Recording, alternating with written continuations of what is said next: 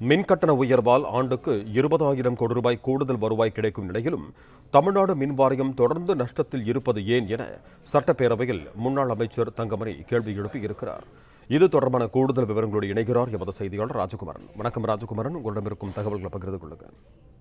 தமிழகத்தில் திமுக ஆட்சி அமைந்த பிறகு மின்கட்டணம் உயர்த்தப்பட்டிருந்தது. அதன் மூலமாக கிட்டத்தட்ட 20,000 கோடி ரூபாய்க்கு மேலே வருவாய் கிடைத்திருப்பதாக குறிப்பிட்டிருக்கக்கூடிய முன்னாள் அமைச்சர் தங்கமணி சட்டப்பேரவையில் இன்று மின்சார கட்டணத்தை உயர்த்தி மின்கட்டணமாக கிட்டத்தட்ட 20,000 கோடி ரூபாய்க்கு மேலே ஆண்டுக்கு வருவாய் ஈட்டக்கூடிய மின் வாரியம் இன்னும் ஏன் நட்டத்தில் இருக்கின்றது? அதிமுக காலத்தில் பல பிரச்சனைகள் இருந்தாலும் நாங்கள் மின்சார கட்டணத்தை உயர்த்தவில்லை. அப்போது கூட மின்வாரியத்தினுடைய கடன் சுமை என்பது 12,000 கோடியாகத்தான் இருந்தது.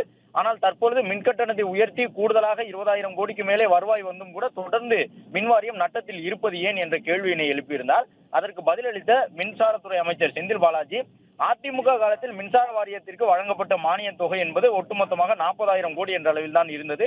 ஆனால் திமுக ஆட்சி அமைந்த பிறகு கடந்த 4 ஆண்டுகளிலேயே 68,000 கோடிக்கு மேலே மின்சார வாரியத்திற்கு மானியம் கொடுத்திருக்கின்றோம்.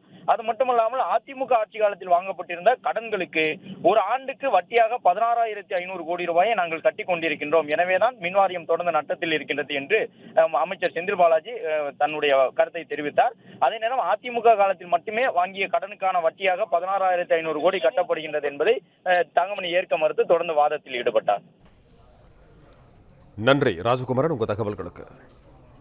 பிளே ஸ்டோர் மற்றும் ஆப் ஸ்டோரில் இருந்து பாலிமர் செயலியை QR கோடு மூலம் பதிவிறக்கம் செய்யுங்கள். செய்திகளை உடனுக்குடன் பெறுங்கள்.